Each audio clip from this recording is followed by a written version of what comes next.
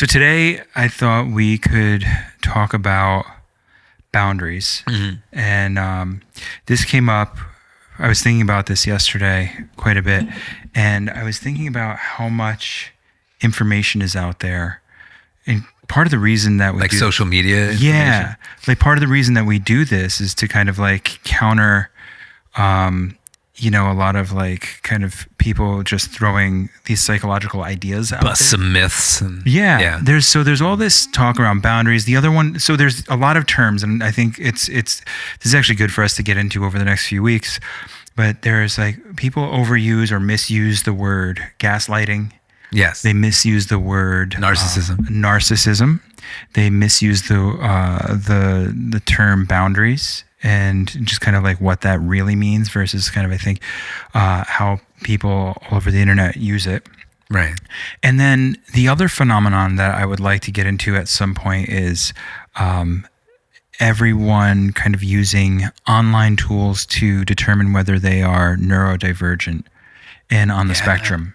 Yeah. Because there's a lot of people that I hear saying, "Hey, I think I have autism spectrum disorder or Asperger's based on, an online assessment or something that I saw somebody say online." Mm-hmm.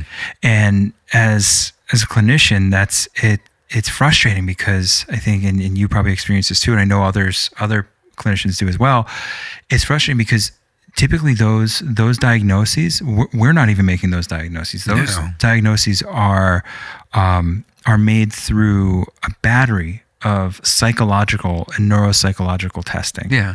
And we know people who do that testing. Like David. And it's Dr. David Rowe, right? United Assessment. And,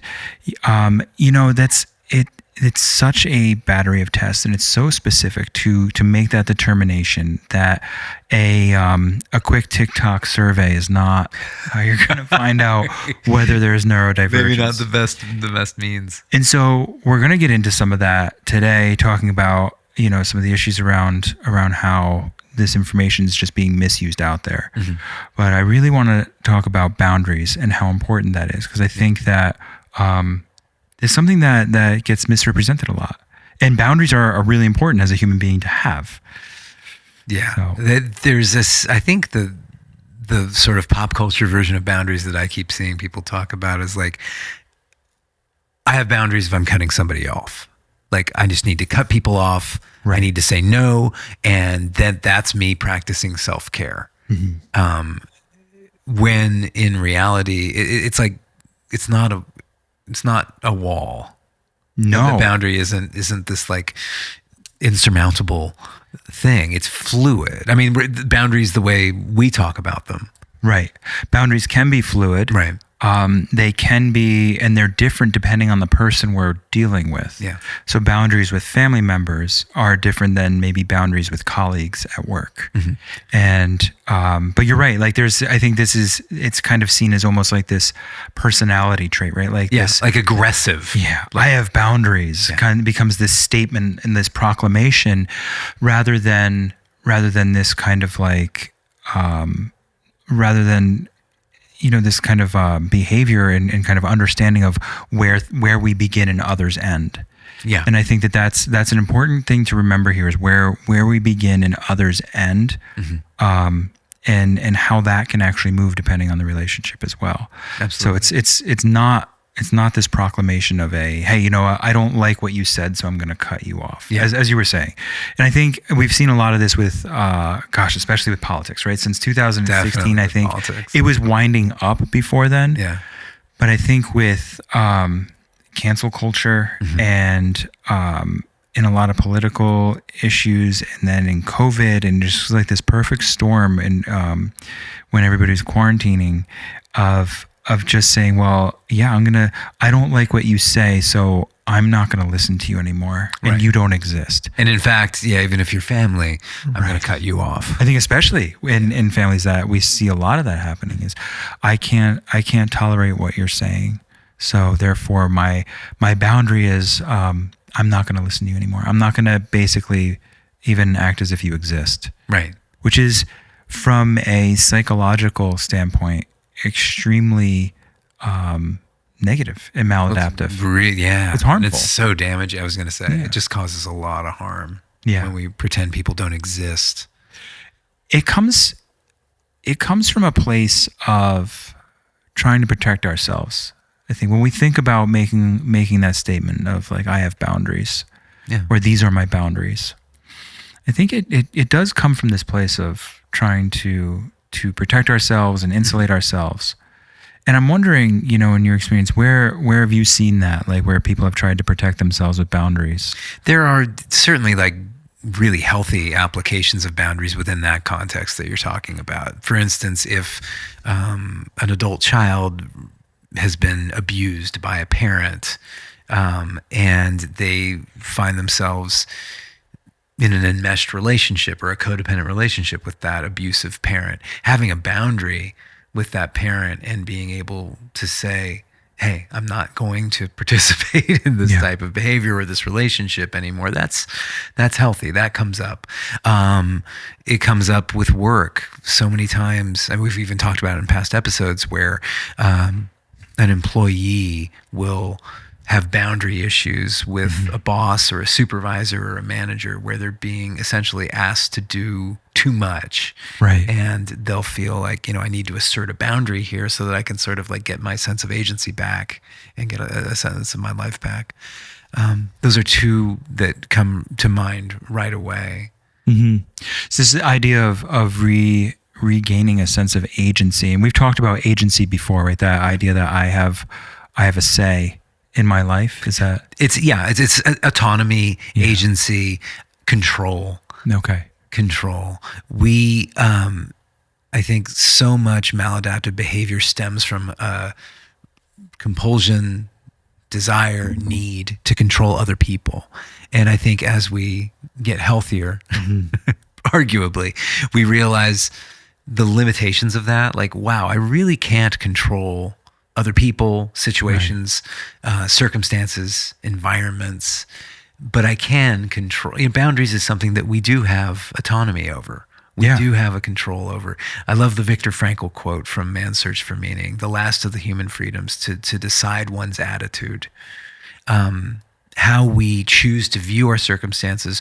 We can't control our circumstances. We may be in terrible circumstances. Sure. But we can effectively have a boundary. We can draw a boundary. Even if we feel completely powerless, when we really look at it, I think from a therapeutic standpoint, a boundary can be drawn so long as we're in our bodies and we have some agency. We have more agency perhaps than we think.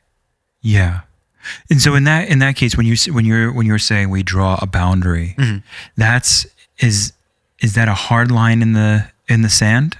It can feel like that, especially if the person is dealing with, a past history of abuse, or trauma of one form or another. Then, I think often a boundary does tend to look really, really, really rigid. Not just a line in the sand, but like a wall. Sure. And I think what tends to happen as boundaries are lived in and we get some practice having boundaries, we realize that there can be some fluidity. It isn't necessarily something that has to stand for all time in its current state.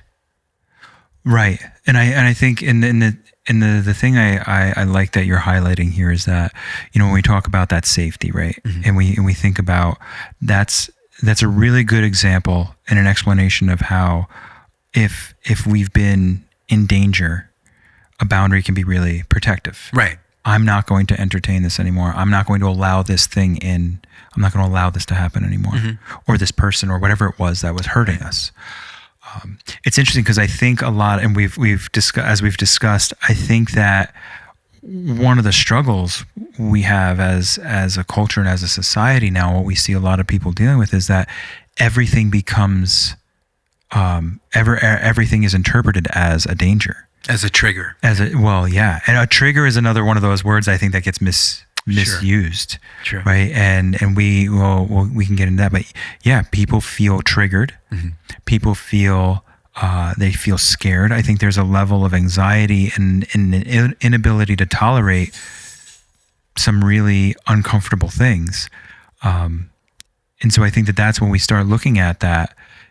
We realize that if everything looks dangerous to us, then that rigid boundary, that wall, becomes a very easy solution. Absolutely. It's not healthy.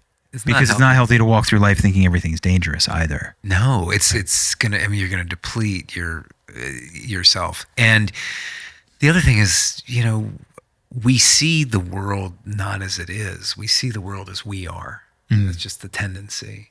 And so if I am living with, for example, post-traumatic stress disorder, like a PTSD where my past experiences, traumas are very much in the present for me, I'm going to view the world as a very hostile place, and I am going to draw those really rigid boundaries in order to protect myself. If I can view, if my sort of equilibrium is more balanced, if I'm viewing the world not as a hostile environment, but as a potentially friendly environment, a place where I feel comfortable and safe, then the boundaries can be, as I said before, a little bit more fluid, right? A little more healthy, a little healthier.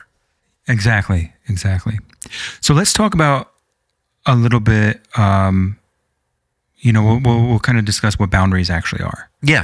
Because this is really good. Kind of looking at like, hey, maybe here's some of the reason why we're throwing up these walls, and especially if we're talking about safety, we can get into maybe some of the experience of people not having boundaries, and how that can be a really open or there's no wall at all. Right. But so boundaries are they're kind of how we communicate. If we think about it, and it's boundaries are a clear statement about what we can hold and what we can't hold. Yeah. And we start looking at that in the way of like, it's kind of about, how we relate to other people in a relationship. Yeah. They're behavioral. Exactly.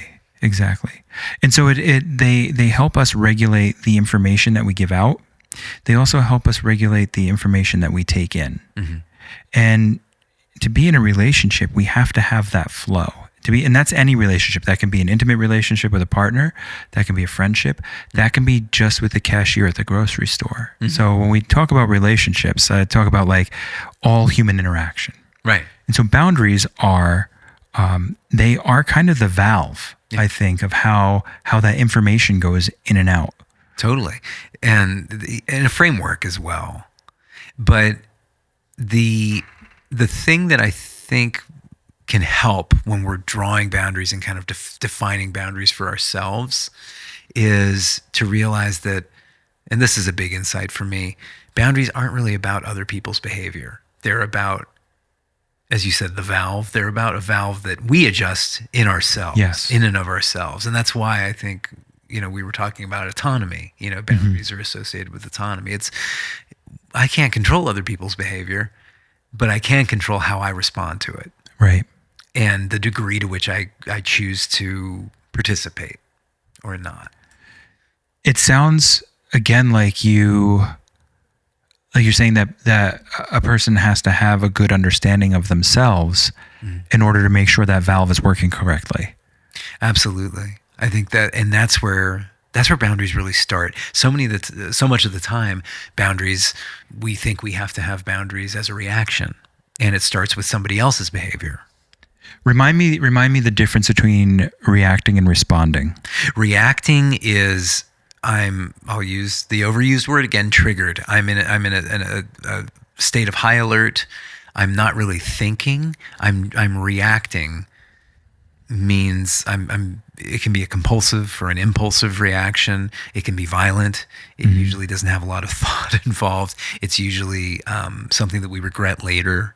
How about, you step on my foot. I don't know you. I say, hey, watch where you're going. That's me reacting. You reacting to that is saying, you want to, you want to go? Yeah, you want to go. Like, come at me, bro. Come at me. That's reacting. Responding is measured. There's usually a pause before a response, and a response is an autonomous, meaning a self-controlled way to, I'll be redundant, respond to a potential trigger, a potential stressor. Right. And that's the goal. Considered behavior. Yeah. Considered behavior. We in all of this and all the things we talk about, I think we typically go back to we want response versus reaction. Always. Right. Reaction is that anxiety, fight or flight, kind of like, oh my God, I'm in danger. Something happened. I got to fight back. Stress response. Yeah. And response, that's reaction. And response is, I'm going to think about, I'm going to use the human part of me, right? The reasonable part to respond to this and think about, oh, maybe I stepped on your foot by accident. Maybe I didn't see you there. Maybe I stumbled and accidentally bumped into you. Yeah.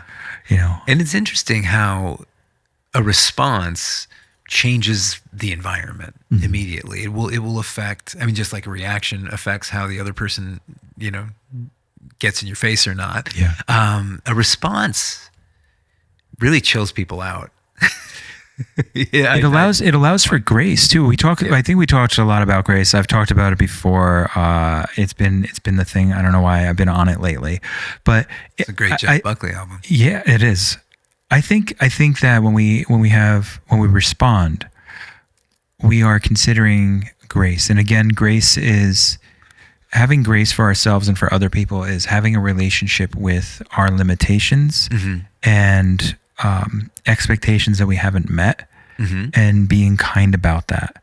So patience, compassion come with grace. Those are amazing, amazing words. Patience and compassion. Yeah. And how much we allow ourselves, how much we allow somebody else. Yeah. Speaking of stepping on feet, one of the kind of boundaries that we can look at so we have physical boundaries. There's three different kinds of boundaries. There may be more, but we'll talk about these three. But there's physical boundaries, which are knowing, where our body is and where that ends, and kind of like what our space is around us and what level of touch we're comfortable with. And I think you kind of made reference to this before when you talk about survivors of abuse, physical abuse, sexual abuse, just any kind of violence, physical violence that we experience, or even it can be as simple as just somebody accidentally bumping into us on the subway. Right? We have a sense of our physical boundary.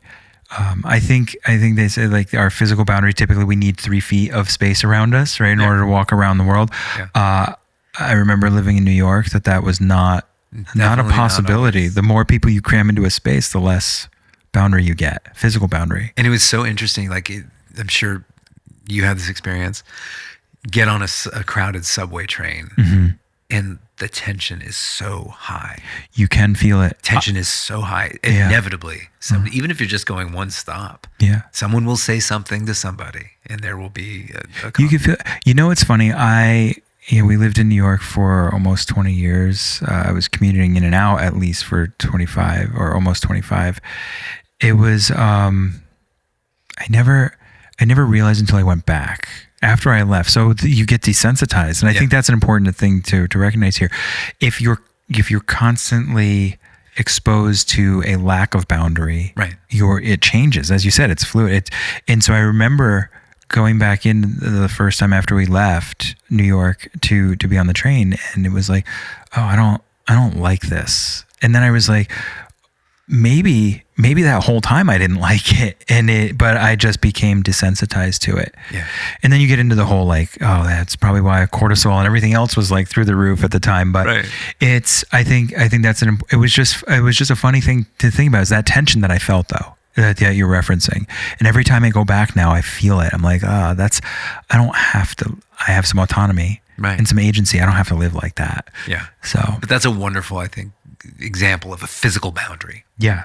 Like that 3 feet of space. Exactly. And I think it is important to think about this. Like boundaries are not just, as I said, related to like some kind of physical assault or infraction upon, your freedom. They can just be everyday little kind of like experiences. And that over time, when we think about it, can be difficult and traumatizing and lasting in its effect. and again, I'm using the word trauma lightly there, kind of like one of those other words we kind of like overused. Yeah, throw out there. But when you think about it, it's just consistent experience over time.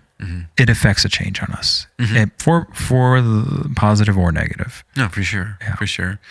Emotional boundaries are another type of boundary that I think don't get talked about enough, but we need them. Yeah. So tell me a little bit about emotional boundaries and what your understanding is of that. Having good emotional boundaries means we sort of like stay away from codependency. We tend an enmeshment. In other words, we don't take responsibility for other people's feelings. That's codependency, right? That's a part of codependency. Okay. Part of codependency and enmeshment means, if you have a bad day, I have a bad day. If you're happy, I'm happy. Yeah, if you're feeling a way, then I'm going to have to feel that way too. Right. Kind of, right? Like that would be a lack of an emotional boundary, wouldn't it? There's no boundary. And that's why, boundary. that's why I love the word enmeshment, because it literally describes that idea of like being caught in the net of somebody else. Yeah. The mesh of somebody Oh, totally. else. But the thing about emotional boundaries is that they are the most commonly violated, even far more than like physical boundaries. And if you think about it, a funny sort of pop culture example is like the mom who makes you feel guilty. You never cool, you never right, and so anyone who sort of is pushing you or trying to manipulate you into having a guilt response, they're violating your emotional boundaries.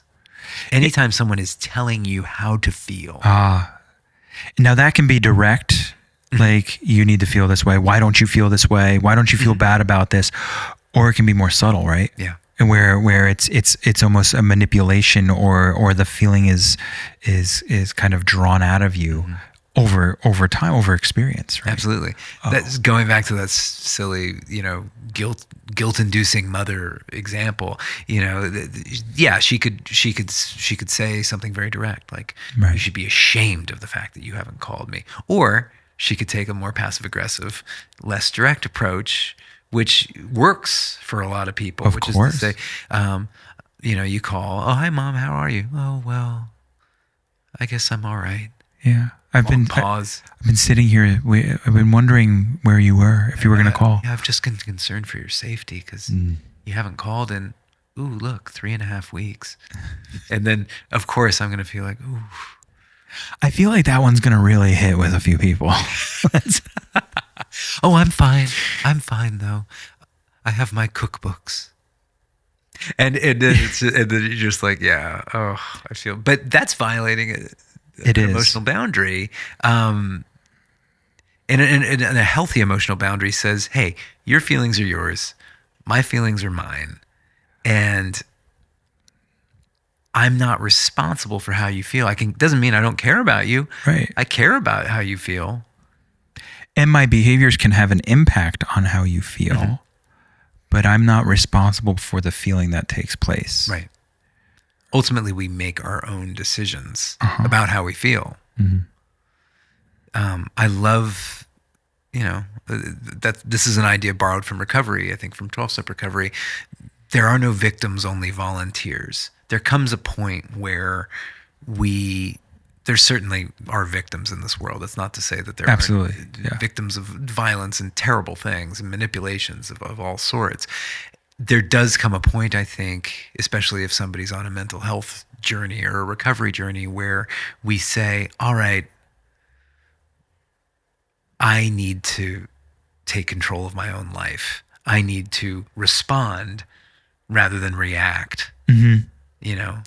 It is. And I think when I think about how that comes up maybe in conversations, sometimes in sessions, it's this idea of at some point our experiences, the outside feelings and voices become our voice.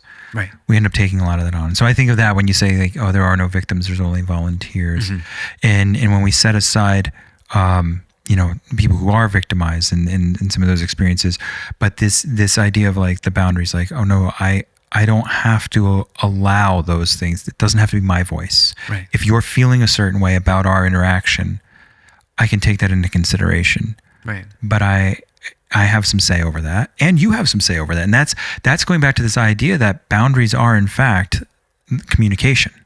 They are that kind of playground for communication. They help us regulate what goes in and out. I love that because I think there's a tendency to be scared of boundaries, or to be intimidated by them or angered by them. Right. Like, like a no trespassing. Because we think of them as limits. Yeah. They're not limits. Well, I love that when you think of it, when you conceive of them as a form of communication. Right. And a framework for having a healthy dynamic, a healthy relationship with somebody else. That's a great word to explain it, framework. Yeah. So the other boundary that we can get into is so we did physical, we have emotional boundaries, and then we have mental and intellectual boundaries. Oh, yes. And these are where we establish a right to our own thoughts, opinions, and beliefs. And this is it's different than feelings, right? Because when we think about, like, I have right to whether I want to feel guilty. I have the right whether I want to feel sad or happy in a situation. But then we get into this idea that I have a right to my own opinion or belief. And this is actually where I think we get caught up more in what we see culturally right now. With politics. Big time. I don't believe in what you believe in, and I might think that you have a right to believe that, but now I don't believe that, so I'm just going to wall you off. And I think that that's where this actually really becomes dangerous and unhealthy. Because what we need is connection. And if, as you say, which I endorse, boundaries are a form of communication, that means they're a bridge. And if we are taking ideology, which I think is the heart of these mental and intellectual boundaries, and using it as a sort of weapon, it's just awful, because, like, you see it all the time. You shouldn't feel that. You shouldn't have that opinion. Right. You shouldn't think that way. You shouldn't believe that way. And if you don't think the way I think, then we can't be friends. That's right. Or you are this. Or you are this. And fill in the whatever this might be. Right. You're too soft. You're pinko commie. Right. You're socialist. Or you're a fascist. Or you're a fascist. Or you're a Nazi. Yeah. Or you're racist. I was on the phone with a friend yesterday, and he is more conservative than I am. We have a long-standing relationship. And he said at one point, he said, I believe about 80% of what you believe. And that 20% where we differ intellectually, ideologically, is not nearly enough for me to end my relationship with you, my friendship with you. And I hope it's not enough for you to end your relationship with me. Wow. Yeah. That's I love that example, Kenyon. And I love that idea of 20% isn't enough to end this relationship. It's something that's a good question for people maybe to reflect on. What percentage is enough to end a relationship, right? What percentage of, and I think some of the complicating factors in that, what percentage of just, I don't believe the things you believe in is enough to not have this relationship? Yeah. Or what percentage of unhealthy behavior? Because I think that differs, right? That's going to be, well, you're really unhealthy and hurtful being, there's like 10% of the time I can't be around that, but maybe I can tolerate 40% of your different opinions. Right. So I think that's where boundaries become complicated, but that we have to have a better understanding of ourselves, what we can handle. Remember, boundaries are it's how we understand what we can handle, right? And how much we can take on and how much we can't, right? Because as human beings, we need to be able to take on things that we don't like.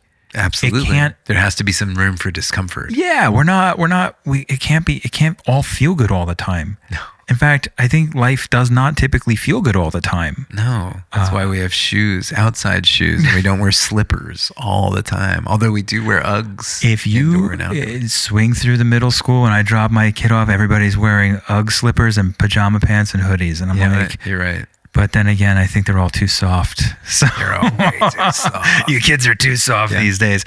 But we can't be comfortable all the time. That's the thing. And a mental boundary is great because it creates a framework for that level of discomfort and it contains it. Yeah. So if I have a mental boundary, I'm saying, hey, I'm allowed to think differently than you, and you're allowed to think differently than me. I don't need your approval or validation to think the way I do. You don't need mine. Or to exist. Exactly. So what's so cool is that, and you're saying, oh, you don't need my approval in order to think a certain way, and I don't need yours. Yet we can still sit in the same room and have a conversation or have a cup of coffee together or ride the subway together. Totally. We could probably find something somewhere to have a discussion about. Absolutely. But that requires curiosity. It does. And it requires a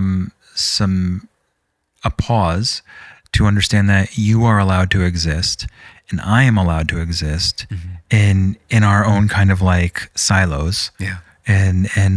But they're not walled off. They don't have to be, right? Exactly. Again, there's that idea of the permeable boundary or the shifting boundary. Exactly. When I started off in this field, when I first moved to New York, I was working at a substance abuse program, just outpatient program, intensive outpatient. And I remember running these groups, and I must have been 25. I barely knew what I was doing. I still don't really know what I'm doing, but like the older I get, the less I know. Exactly. Yeah. It's I'm more confident about it now, though. Right. Then I was like, yeah, I know everything. But I remember talking about boundaries, and you know, the group of people that we were working with, they were people coming in early recovery where they had been through, you know, years after years after years of drug abuse and alcoholism, and they had no idea about boundaries. And I remember getting up and drawing on the dry erase board, like, here are the 3 boundaries. You have a wall, you have a dotted line, and you have just openness in my little stick figure drawing. And I was like, this is the easiest way to remember this. We have solid, we have porous, and we have none. Right. We really want the porous one. I think of the ozone, right? I think of all these, or I think of like, I had to be a total dork here, like Star Trek. When we talk about resilience, we talk about boundaries are the same. It's like a force field around that field. Yeah. We don't want everything bouncing off. Then we're walled off. We're cold. We don't allow things in, and we don't allow things out. Right. We want like a screen. Like you open your window, you don't want all the bugs and mosquitoes coming in. You want the nice fresh air. Yeah. That's kind of like, that's how I look at boundaries. We want like a nice, like a new screen that doesn't allow all the bugs in. It's not all cloudy and weird and old. It's like a nice new one. You could see through it really well. Yeah. And we still get that fresh air. And then we get to yell out to our neighbors, hey, how you doing? Like out the window. I love that. That is, again, it's great because it's a conception, a conceptualization of a boundary, not as something that's dire, that's dangerous, that's fraught with conflict. Right. I think so many people equate boundaries to conflict, but here you're saying, no, it's the opposite. It's a way to connect with other people. That's right. And interact. And keeping on the window screen analogy, you have the ability to slide it open. Right. And hand your neighbor a chocolate chip cookie. Absolutely. Or not. Or be like, yeah, sorry, no cookies for you. No cookies for you and no soup. Or shut your window very quickly. Right. Yeah, maybe that happens. Maybe sometimes you're like, yeah, I don't like what I see out there, so I'm going to close the window. It does happen. Briefly. But it's not painted shut. No. And I think that's the important part of this is like we get to have control. There's that agency that you were talking about before. We get to have control over the window. Right. That has the screen. Yeah. Mm-hmm. No, it's huge. Yeah. There's some other boundaries that we can kind of... There's one that I want to call out because it's a tough one for me, and that's a temporal boundary, the boundary of time. Sure. And it's the idea of like having a time boundary, a temporal boundary is how do we protect our time, our energy, our resources, sort of the idea that, hey, we are a limited resource. Saying no to something that's going to deplete me, really tough for me. I want to say yes. We've talked about this in other episodes. I want to say yes to everything and to everybody because I'm a dreamer and I get excited. But the reality is, it's like we do need these time boundaries because we can't always be just perpetually available. We can't say yes to everything. Because we do have time. We are bound by time. We are bound by time. Everybody is. And, so again, people pleasing, it's tough for people pleasers to have these kinds of boundaries around time, but they're essential because when they're violated, somebody else's emergency becomes ours. And it's kind of like you're living somebody else's life. Mm-hmm. Absolutely. And so I think it's, again, I think that's an important one to call out. Our time is precious. Our time is a resource. And it's important to, I think, understand that. I was going to say protect it, but just to understand it. I think, protect it almost seems like it's, you gotta, it's I like that. But to understand it, it's finite, right? I mean, that's it's. So what I think about, I had this mentor in school, this professor, and he told us, he goes, sessions begin and end on time. Yeah. And that's okay if things are not resolved. Then we get into like emotional boundaries, and it's funny how the time boundary, the temporal boundary, actually starts to affect these other things, right? Like you talked about people pleasing, how that affect, or people pleasing affects your time boundary, but it affects then those feelings of guilt are emotional boundaries. Yeah. If I stop this thing right now because I'm bound by time, this other person might start to feel a certain way about me. Right. And remember, like when we were talking about emotional boundaries, like because you feel a certain way about me, then I feel a certain way. Right. That it goes the other way too. It's a two-way street. If I feel a certain way, then you must feel this way. Mm-hmm. And that's a cognitive distortion. That's an unhelpful thinking style, right? Totally. That's that projection again. Yeah. So, but I think about that as like, if I tell a friend, if I'm out getting coffee with somebody, I say, you know what, actually, I gotta go. They might be sad. They might be disappointed. They might feel let down. Mm-hmm. Actually, probably not. They're probably like, oh, okay, cool. Yeah, I got to go too. Yeah. That's the reality of it. But that pang of guilt or worry or sadness or even shame sometimes that we might have over setting a boundary about time. Mm-hmm. That's something that we need to understand, and that's a good exercise. I think a lot of people actually probably struggle with time boundary. Yeah. As you were saying. I have struggled with it my whole life. Yeah. And, you mentioned sessions. Like my sessions are notorious for running late, like, cause I'll get caught, especially if something's intense. Yeah. I see it with like timekeeping at, meetings, support groups. Mm-hmm. If there's, the way those things function is with a container. People can't be allowed to just talk, if it's sharing, there does need to be a time limit. Usually it's 3 minutes. And, it can be tough to be the timekeeper and have to say, sorry, your time's up. It can be. The last program I worked for, the owner of the program with communities, he was so, he drove this home, and he was so on point with this. He's like, and he said it the same exact way. We need a container. Meetings, you have to have somebody that contains every meeting, every interaction you have, especially when you're dealing with a group of people.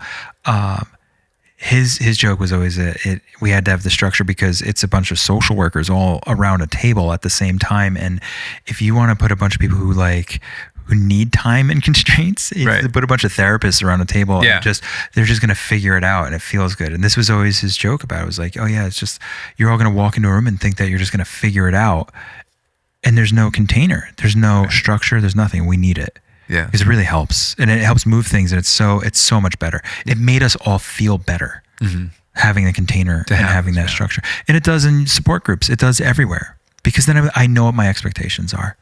Exactly. No anxiety about that. Okay, I can get boom, boom, boom. Here's what I want to say. It's done. It's out. Yeah. No, there's a safety in that.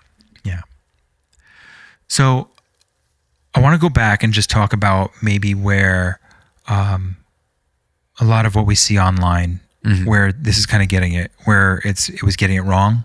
TikTok therapy. Yeah, TikTok therapy.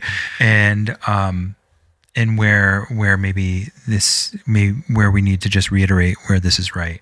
Right. And, I think that when we look at boundaries as cutoffs, that's not healthy. We're not looking at like blocking someone, ending a relationship, going no contact. They can be the right choice for safety. They can be the right choice in your life. And please, I'm not telling people not to block people or to cut people off if they need to. Who feel harmful. Right. But it's not a boundary. So let's not call it a boundary. We call it what it is. I'm blocking this person because I can't tolerate how they live their life, what they say, or the impact it has on me. It's a decision. It's a behavior. That's exactly it. I'm making a decision. Right. I'm not drawing a boundary. Right. A boundary in that situation would be it's going to keep a door available. So when we have a boundary where there's a door. Now we can close it. Yeah. But we could say so a good example of this is if you speak to me that way, I'm going to leave the conversation. So you're giving out a warning. You're giving out this kind of saying, I don't like this. This is actually encroaching on my boundaries. If you continue this way, I'm going to leave. Right. Now that's different than just slamming the door and going no contact or ghosting, if you will. Yeah. But no, that's a really good point. Yeah. And you're giving somebody a framework within which to continue a conversation with you. That's right. It's not about ending things. It's like, hey, I really want to keep talking. In order for us to keep talking, I need this. Yeah. You're setting the stage, setting that framework. I love you've used that word a few times today. I love the word framework today. Yeah. It's this structure that we have to use. Yeah. It's useful for me. Boundaries is a preference. My boundary is I don't discuss my weight or my beliefs about something. And if it's a topic you don't want to engage in, that's fine. But it's just not the same as a boundary. It's just a topic. It's a preference. It's a preference. Yeah. That's all. I prefer not. I think of Bartleby the Scrivener. That's right. Herman Melville short story. That's right. Bartleby, will you do this job? I'd prefer not. I'd prefer not. He's not saying no. He's just talking about his preference. He's just saying, I don't like that versus I can't. There's so many things I engage with that I need to engage in that I don't like, but I have to do them. That's right. I have to. We got to go through it. I have to do laundry. I don't want to do the dishes. Right. But actually, that's not true. I love actually doing the dishes. That chills me out. Though. But yeah. But when I see a sink full of dirty dishes, I get stressed. So exactly. And then the other one is boundaries without discomfort. Like there's this whole kind of wellness idea is that it implies once you state it clearly, the other person respects it and you feel great. That's not typically that's not always how it works. Not at all in my family. It's like training a puppy. Like the boundary's introduced and then the boundary needs to be redrawn. And I've found that it needs to be redrawn with compassion rather than a firm hand. It's the cost of doing what we call the work. Yeah. When we talked about people pleasing, I remember I had said that the withdrawal symptom of stopping people pleasing is guilt. Yeah. It's the same thing here. When we set a boundary, it doesn't mean we set a boundary and we're good. And like, it feels great. I set a boundary and look at me. Yeah. You might get a little charge out of it, but boundaries are really uncomfortable. Yeah. Because we're dealing with a relationship and because the other person just might not get it. It doesn't mean they're mean. It doesn't mean they're trying to be hurtful. It doesn't mean that they are awful. Yeah, stupid. It can. They could be mean or awful. Yeah. Right? But we have to help others understand what our boundary is. That's our responsibility in a relationship. How do I express to the other person kind of how I move through the world, and how do I understand that for myself? Absolutely.